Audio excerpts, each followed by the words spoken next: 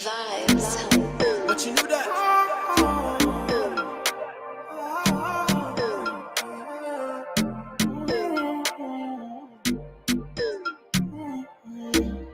Slutty Pope. Let's go. I like the way I'm feeling now. No confusion regrets, but my blues I'm written now. I like the way I'm feeling now. Oh, you can't smart thing with the stress me, but right now I'm chilling now. Way out my feelings and nothing can stress me. The way I run the game, I'm feeling like referee. No, like Moses parting the Red Sea, like a chauffeur, me in the back of the Bentley. So I step out, all white, can't stain. What you want? Rosé, champagne? I got that. Big bag, back pain. Taking the piss, the only time I can't aim. So we toasted a good life, living every minute to the full, cause I could die. Pull up at the spot, open doors, and it's suicide. Chillin' rent free, where the check, please? Couple $100 G's on a good night. I like the way I'm feeling now. No confusion regrets, but my blues I'm written now. I like the way I'm feeling now. Oh, you can't smart thing with the stress me, but right now I'm chilling now. I like the way I'm feeling now. No confusion regrets, but my blues I'm written now. I like the way I'm feeling now. Oh, you can't smart thing with the stress me, but right now I'm chilling now. Yeah. All I wanna do is jaye. 220 on the highway. I'm about the energy. Baby, if it's good, send it my way. If it's bad, keep it private. All these haters so vexed and the best alive. You don't want to test the guy. You be sleeping on yourselves, you test it fly. Throw myself a party, then act surprised. Be the highest in the room when the guests arrive. Yeah, ain't nobody realer. Touchdown, got a couple G's for the dealer. Gang signs out the window, my killer. Life getting sweeter, no use water, dilute my right bean. So we toast to the good life. Every minute to the full, cause we could die. Pull up open doors and it's suicide. Yeah, 16 bad, whoop, and they all by the poolside. Hello, everybody. Thank you so much for taking time out of your very busy schedule to spend a few moments with me here on SML TV. I have a very special guest today, all the way from New York. I understand it's New York. This is Ethel Chisono, who recently obtained her dual citizenship. Dual simply means that she's both an American citizen and a Zambian citizen. And so please, this afternoon, this evening, help me welcome Ethel Chisono. Hi. Hey, lady. Can you hear me? Yes, I can. Wonderful. Welcome. How are you? I'm fine, thank you. And how are you? I'm fabulous. Ethel, let's begin. Let's go all the way back. You know, you are very familiar with the Zambian audience, and they are familiar with you. You made the rounds on social media years ago. You still remember that? Oh my God. We remember that, Ethel, and I think you were upset about something. I don't know what it was. And we're not going to go into that. I'm just trying to give the audience some context. So from that time till now, Ethel, what do you know for sure? What have you learned from then until now? The woman that you've become now is different from the young lady that you were years ago. What happened? Yes. What I can say that at the time, you know, I was going through a lot. So even at the time that I did that video, actually it was at Radson Blue. So there was so much going on. I had court cases in Zambia, you know, so there was just so much. You're dealing with court. And then on top of that, you have people talking about you doing all kinds of things. And that day, actually, I came from court, from Chongwe. And from Chongwe, I went to police headquarters for questioning. And then you come to the hotel room and then you see people calling you, oh, this person is doing this and this. Look what they posted, that you got arrested. You know, they didn't even know what transpired. And it was, you know, it was just something that I couldn't.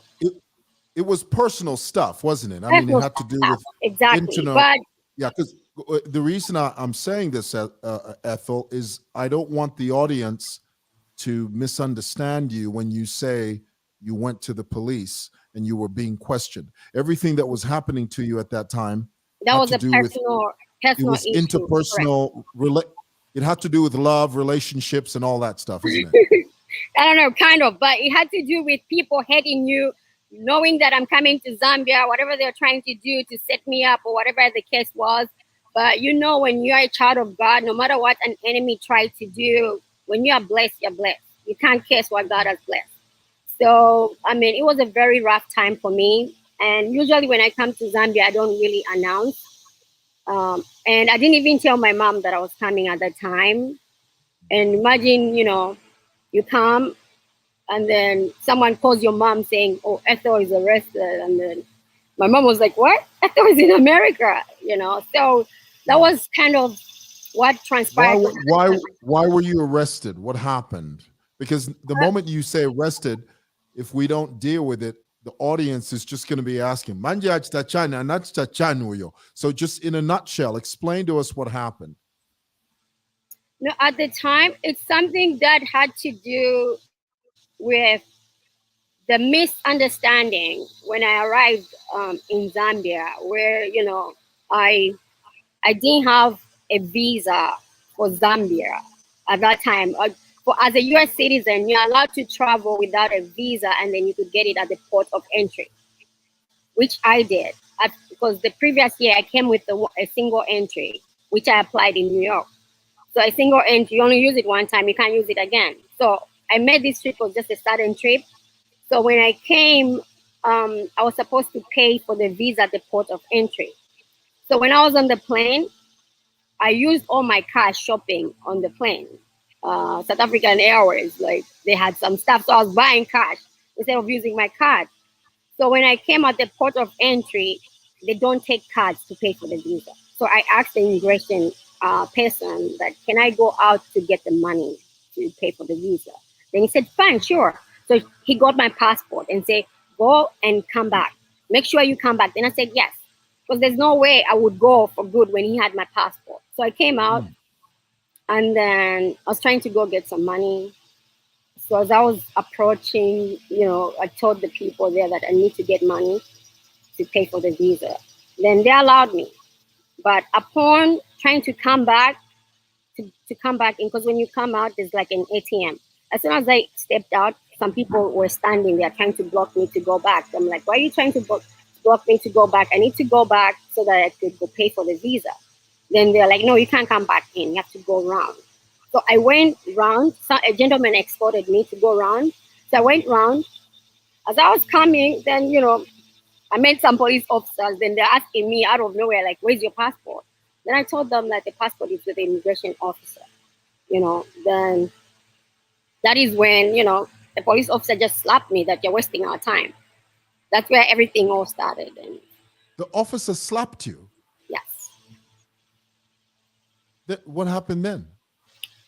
You know, you're on a long flight, you're tired, and somebody slaps you. You know what would happen. And they have no right to do that. You know, so with that, I just acted to defend myself. You know, I dropped and then it escalated. It escalated from there. Yeah, from there, they arrested you. The next thing they carried me, you know how they carry in Zambia when you do something. They carried me and took me. I didn't even know where they were taking me, actually. So they took me to the place there where, you know, they detain you. So that was on a Friday. So they detained me for like 3 days, you know, because it was a Friday. So, but Ethel, what about the guy that had your passport inside the airport? Didn't he come through and say, hey, listen, I've asked this girl. No, because that's the immigration officer. He's busy attending to other people. He wouldn't know what's happening there. Lucky enough, I had friends from school that came to welcome me from my high school, because I went to Mumbai High School boarding. So they were there at the airport. So they're the ones that actually dealt with the whole situation. I had my phone in my back pocket. When they were carrying me, actually, it fell. One of my friends picked it up, and, you know, I don't even know where they were taking me. and so I was detained So for like 3 days. now, in the 3 days, wasn't that sorted out? Didn't someone come forward and say, "Hey, listen, this girl was just trying to get her ATM, get to an ATM to get cash to pay for the immigration"? Within Um, that 3 days, nobody came forward to say that to you? the immigration officer never came to say that, but I explained myself. But at that point, it was too late because of what had transpired. Yeah, So now because it became like now what you're dealing with is the officers assaulted you, exactly, you retaliated, and then exactly, now that became a police case. exactly. Yeah, and what's interesting about what you went through, Ethel, is that isn't it amazing how one small misunderstanding Mhm. escalated into something almost uncontrollable, and and Exactly. it, So and it created a completely new situation and environment. So I after 3 days, what happened? after 3 days, I was supposed to go to court on Monday morning. Now, what were you charged with? Um, I was charged with like disturbing peace at the airport, and the other one damaged personal property damage, something like that. Because one of the police officers claimed that I broke her phone, you know. And then the other one was assault on a police officer. Because of the way you retaliated. And what year was this? What year was That this? was 2018. 2018. Okay, Yeah, so the 3 days you go to court, then what? I went to court. That was like on a Tuesday. Because Monday I couldn't go to court because there was a funeral. One of the people at court, I think, passed away. One of the judges or something. So we couldn't have court on that day. So they released me on bond. Um, so that day I went to the hotel. I'd actually booked at Radisson that very day. I was supposed to go sleep at Radisson, but I ended up staying at the airport. Um, so I went to the hotel with my friends from school, from high school. They were very supportive. Actually, they came, and the next day I had to go to court to Chongwe because the incident happened at the airport. So I think the airport is under Chongwe. So all my court cases were in Chongwe. And So, mhm. So you yeah, started going to court in Chongwe. yes, Did you have a lawyer to yes, I represent you? did have a lawyer. Yeah. Yeah. So then ultimately what happened? I mean, everything. It was really a tough time. Like at the point before I even got to getting a lawyer on that day, like I had to just starting calling because I have a lawyer who is my lawyer from like for so many years. He used to be in New York. Um, I guess I could mention his name, Mhm. or And, maybe I and, and won't that's where mention. that's where you are now, isn't it? You are in Yeah, New York. I'm in New York, yes. And Right. that lawyer used to be in New York, but now he's in Zambia. I've used him for so many times. He's like my main lawyer for everything. At that time when I was calling, like he wasn't picking up. I tried to call some people to call him, he couldn't pick up. So I ended up calling somebody else who I knew, who she happens to be a lawyer. I won't mention her name since I didn't ask permission from her. I don't know if she'll be comfortable with me mentioning her name. So she represented me. Um, So, and how long did the court case last? it lasted up to 2019. I had to travel back to New York because, around Now, Christmas time, the case was adjourned to January. So I had to leave and then come back again for the court. So I only stayed like a week in New York and traveled back to Zambia for the court. at what point did you get your passport back for you to I got the travel to pass. go back to the States? I got the passport a week after when I was about to travel. Like I'm leaving tomorrow. I booked everything. Then the court ordered that they can give me back my passport. I could leave, and then I'll come back for court. But most people, like when you're on police bond, they don't trust you. They think once you're gone, you're gone. You're not gonna be sent. But for me, So now, go ahead. in my case, I mean, I assured them that I have nothing to hide. I didn't do anything wrong. There's no reason why I would go back to New York and don't come back. Because the person who signed the police warrant at the time was my uncle and his friend, which I was very, very lucky. And then last day, like I'm leaving tomorrow, Mr. Muewa. Then my uncle comes with his friend, like, oh, Ethel, come, we're going to the airport. So I was like, it didn't click in my head. So we go to the airport. We reach there, then like, okay, something happened. My friend, because she has kids, so the husband had decided that she cannot be part of the police bond. She cannot be your surety. So she has to withdraw. You know what happens when one person withdraws. And then they said, you have to be put in back. So they actually put me back and detained me that day. And my flight was the next day. What, I couldn't travel. wait a minute. So here it is. You think you're going back to the States. Yes. My but flight they was said the next day. because The other person withdrew. because they withdrew, they put you back in the cells. Exactly, yeah. Because my uncle, because I needed 2 working sureties. Since I don't live So there, you I only needed had one. you My only had the uncle. one. Yeah. So because the other one withdrew, they It's put you true, in the yeah, cells. because she knew I was going to the United States. She thought I won't come back. And she was, which I understand. She doesn't know me. She was just a friend to my uncle. I mean, I appreciate very few people would do that. So I was very grateful that she even, did that in the first place. So I had to, pay for the airline for not going. When you don't leave like that, I was charged like penalty fee for not traveling, plus different in fares, which I did. And then last minute, I called someone, and this person right away, she agreed. I think So if you've been following my this other post, person one time I even actually posted her. Yeah, I posted her on Facebook. For her, I mean, I could mention her name. Her name is Regina, and she signed the police bond for me. And with her, what is that? Sorry, I'm outside. When you're outside with all this stuff. So with her, she signed. She has 2 kids, and it's very few people who do that. This is why I'll always be grateful to Regina for the things that she did. And this is why all the time, whatever she needs, I'll always be there for her. Because what she did, very few people would do it. I don't think even myself I could do it. You sign a police bond for someone who's going back to the United States. And if I didn't come back, she was going to be in trouble herself. And yeah. So here it is now. She signed for you. How soon did you leave after she had signed for you?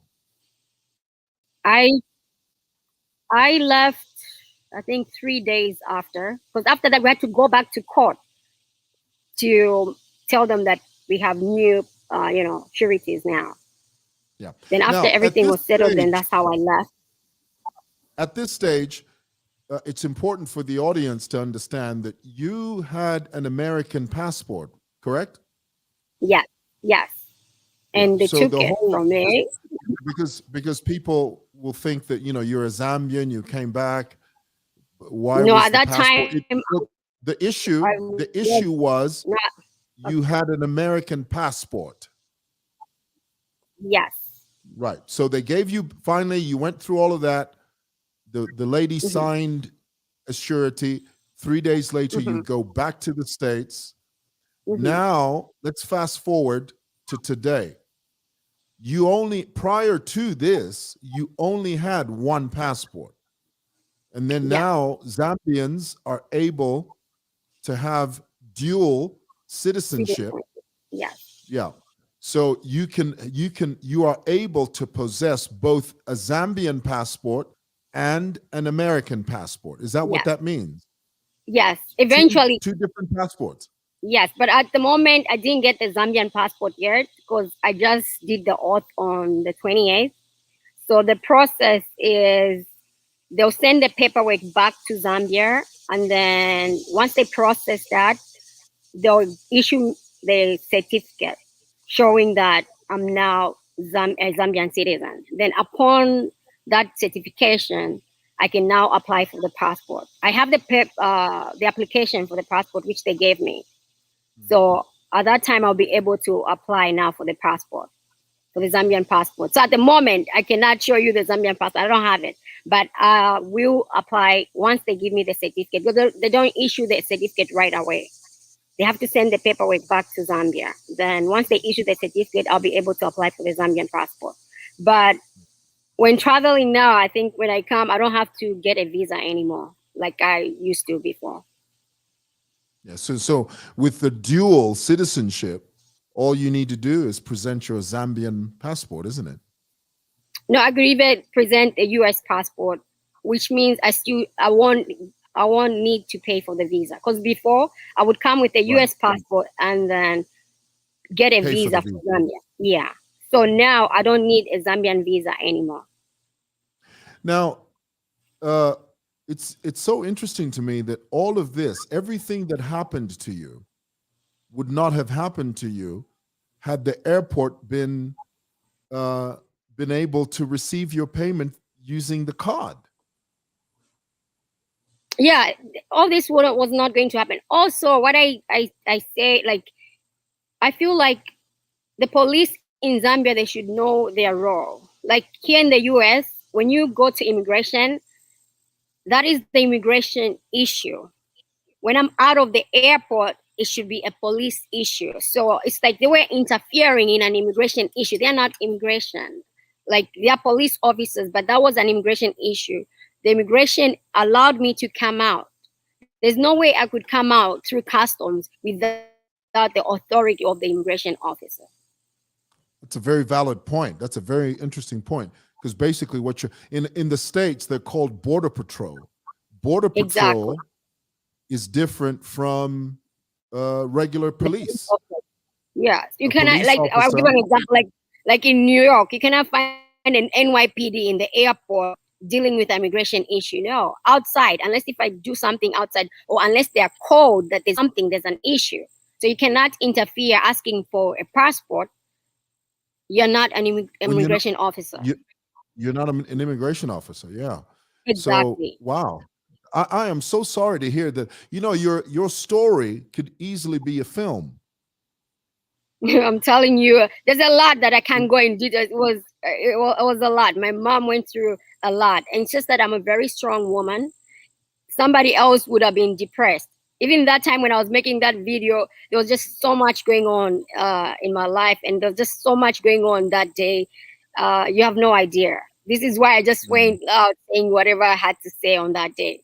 And I was caught for that. Yeah, and I was caught for that video too. They called me again for that same video. It was crazy. Oh my goodness. So now tell me, how did you go through the process? Or rather, let me ask it this way. How easy was it for you to get American citizenship? What sort of things did you do in order to become an American citizen? For me, I got my citizenship through, I was married before. I'm sure you're aware of that, though I'm divorced now.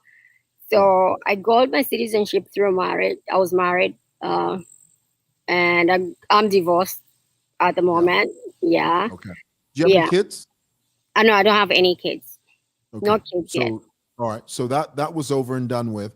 And then now tell me the process of getting a Zambian passport or Zambian citizenship, this dual citizenship. How long have you been trying to do this since they first announced that we are now able to have dual citizenship? They actually introduced dual citizenship in 2016. So at that time, I was already an American because I got my US citizenship in 2015. So at the time, there was no dual citizenship in Zambia. So anyone who got their citizenship, US citizenship before 2016, you automatically lose the Zambian citizenship. So you have to reapply to be stored. So for me, this is where I fall under because there was no dual citizenship at the time. So this is why I had to reapply to become a Zambian again. And the process is not easy. It takes long Because in Zambia, they don't do, like in America, they have interviews every day. In Zambia, I think they only sit twice a year. So it's it takes long for them to approve your application. Because I started mine like in 2018. So trust me, I used to bother people in Washington, calling them every day. Did my application, is it approved? No. Sometimes they'll have a list of names. I'm like, is my name there? Like, no, like it took a while. But at some point, like last year, I almost gave up. I thought I'll never get it, you know? And it was really breaking my heart. I'm like, you know, how can I be going to a country where I was born on a visa, you know? Yeah. Yeah, because last year I got a 3-year visa, which was actually ending this year in December. Yeah. So tell us, Ethel, what do you do over there in America? Because this is one of the questions. Anytime you hear about Zambians living in America or in the diaspora, you know, one of the most common questions is, what do you do there? For me, I do a lot of things. Like I'm some person who is like an entrepreneur on my own. Like but when I first came here, like I came with my aunt. I was taking care of my cousins. This is how I came to the United States. And now they're all grown, actually. One of them is back there in Zambia. And one of them, she's here. She has kids. She's grown, you know. And this is where I hear most of the time people will talk like, oh, she went to America, this, and that, which I don't pay mind to. To me, I'm so proud coming here with my aunt taking care of my cousins at that time. And look at me where I am right now. You know, I'm focused. There's some people, they come to America, they lose focus. Yes, it's a land of opportunity, but if you're not focused, you can still remain the same. You know, for me right now, like I'm a licensed real estate salesperson.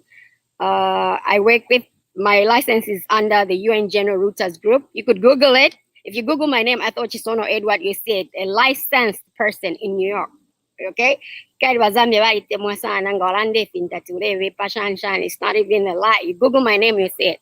At one point in 2017, I left my ex-husband's company. I started working with Mwamba Realty. He's a Zambian. He has a real estate company in New York and in Atlanta. Maybe you've come across his name. He's on Facebook. Noel Mwamba Realty. I worked with him just for like a year and stuff. Then after that, I switched back my license back to my ex-husband's company. It's called UN General Routers Group. Yeah. So apart from that, I have a cleaning business that I had opened in 2012. Usually I would get like friends, like Zambians or even other African people. Like I would work with them. You know, if anyone needs a house to clean, I'll just go with them and then we clean and all that. And this is how I've been able to like, you know, make money. And this is why I've been able, when I come to Zambia, I can go to Rats on Blue, you know, money is money. And on top of that, I've worked as a nanny.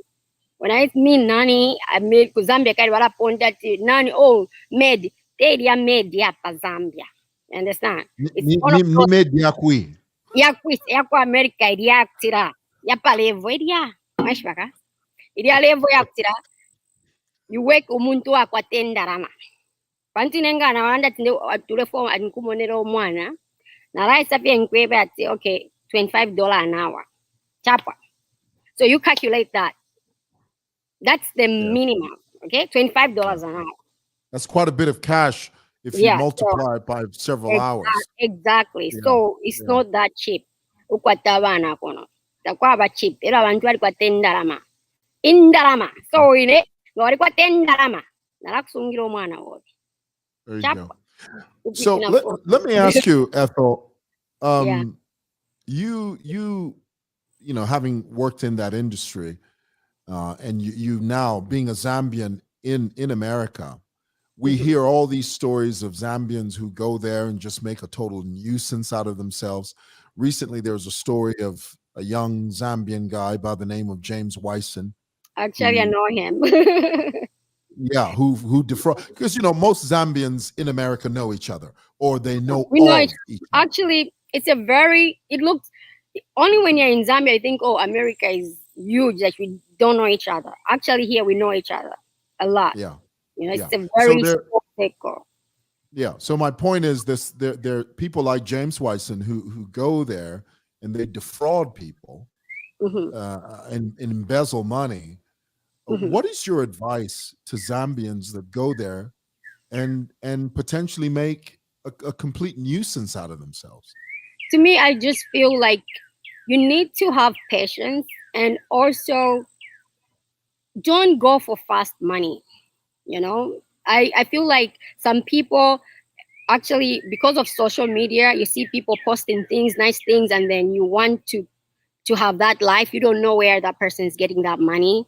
And this is why sometimes myself, I don't know if you've ever seen on my page, when I fight with people, I just say, you know what? Why don't we just exchange the bank statement? Let's verify our income, because that shatters everything. Because Impia or Fola or Banga, the bank statement does not lie. We can trace where you get your money. It's clean money, it will show. If dirty money, it will show. Bank Oh, statement. uh-huh. All righty. Well, great. Good for you, Ethel. So now, very soon, you are going to be a dual citizen in terms of getting Actually, a, I'll a just say citi- I'm a dual citizenship. It's just that I need to apply for the passport because I right. already did the oath. Right. You did the oath. Now you went to Washington Washington, D.C., yes. to do the oath. Now, you went to the Zambian embassy, the Yes, Zambian consulate, embassy. to do that? Yeah, Zambian embassy. That's where I went. So now, who presided over that ceremony there Um, in the embassy? there's a commission of oath who does that at the embassy. So it's the person that did that. I Were actually you? want. Mhm. Go ahead. No, I actually even wanted my mom to come, but she couldn't because of what's going on, the elections and stuff. But she's standing somewhere. I don't want to go into details, this politics stuff. So my mom couldn't come, which I understand. So I was just there, but somebody showed up, which I appreciate. One person showed up. You know. Girl, you need to tell us who showed up, because now we're gonna want to know who It's showed not up. a secret. I could mention it. My life is an open book. There's no secrets. Like I Oh say yeah, what it is. Me, I'm real. yeah. Everything is real. Like I always say, from head to toe. So Now, yeah, my ex-husband Ethel, showed up. oh, your ex-husband showed up. Yeah, he came. Yes. Oh, really? So what does that mean, Ethel? Is there a chance? Is there a baby come back sort of arrangement? No, no. Actually, we are not enemies. Even when that happened in Zambia, where I got arrested or anything, whatever, he actually called. So we're not enemies. We talk. I could right now. I could dial his number and call him. Like we're not enemies at all. But this is the thing. I mean, I don't want to go off and start talking about divorces and dating your ex and all that. But this is what I find so strange about when ex relationships Mhm. talk about their exes and say, well, oh no, we're friends. I even have people who say, oh, we're best friends now. And I'm thinking, well, if you're best friends, why don't you just get Why? back together again? I know. So why don't you, No, have you ever, because the thing is, Ethel, you use the last name Edwards. Your name is no. Ethel Chisono Chisono. Edwards. But Is that your Chisono is ex-husband's name? no, it's not. His last name, my former name was Robinson. That was my Yeah, married name. Edwards, Yafumakwe. Edward, yeah, it's my brother who passed away, so I adopted that name. If I had a kid, I would name it after after him. But since I don't Well, have kids, thanks. I just said let me adopt the name. Well, thanks for clearing that up, because a lot of people were No, assuming, I know we a were lot of people. assuming Yeah, that Edwards was your ex-husband's name. no, it's Robinson. Okay. Yeah. So Edward is my Well, brother, my late brother's name. and then Ethel, when you were in Washington, were there other Zambians taking the oath, or No, was it just you? no, it was just me because I specifically made an appointment for this one because when my application came, they sent me the mail to my house, and then I called them. Then they told me they are open Mondays to Wednesdays, so I had to make an appointment between those days. I actually Now, wanted to do it on July 4th, but that was a holiday. I couldn't.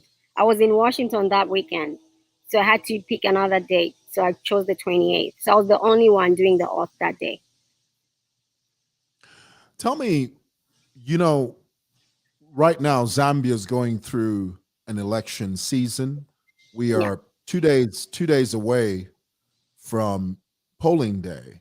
Yes. There are many Zambians in the diaspora. Unfortunately, all of you guys that are out there, you're not able to voice your positions. In other words, you're not able to vote. I know it's unfortunate. How does that make you feel that there's so many Zambians out there, none of you can vote? The Zambian government doesn't have a mechanism that allows Zambians in the diaspora to vote. Exactly, which is very unfortunate. And the fact that recently they allowed people in prison to vote, I feel like they should have allowed people in diaspora to vote. If a prisoner can vote, why should a person in diaspora not vote? Because in America, I think when you're in prison, you're not allowed to vote in a general election. No, in America, if you're a felon, you're in prison. Those are one of the rights and freedoms that are taken away from you. Yeah. When you are extracted from society and you are incarcerated, the American system tells you you've lost that privilege of participating in the way politics are run. But of course, here in Zambia, honey, we do everything different. I know. On this point, to be honest, they should have allowed people in diaspora to vote. I understand it's a long process. It's not an easy process because it requires a lot of money. But what they could have done is they should have allowed us to be able to get the voters card. That would have been done. It's just a matter of sending, those people from ECZ to each embassy. And then all Zambians in diaspora would have been going to the embassy to register to vote. And then at that point, a great idea. Yeah, because at least maybe a brilliant idea. Exactly. And it just shocks me, honestly, Ethel. I'm not joking. It shocks me that no one in the government has thought of that. No one in the government has said, no, just send one representative to each embassy around the world and register Zambians to vote on polling day. Exactly. It's amazing. Because what it could have done, that would lessen the expense. Because there are a lot of people here. We have so much expense. Myself, I'm alone, but there are people with kids. Imagine you have to travel with your kids just to go register to vote. And then the following year, you have to go back to vote. So if they had made it possible for people to register to vote last year, trust me, they would have saved up money to come and vote this year. So I feel on that part, they laid us down in diaspora. They did. Yeah. So you Zambians living out there, but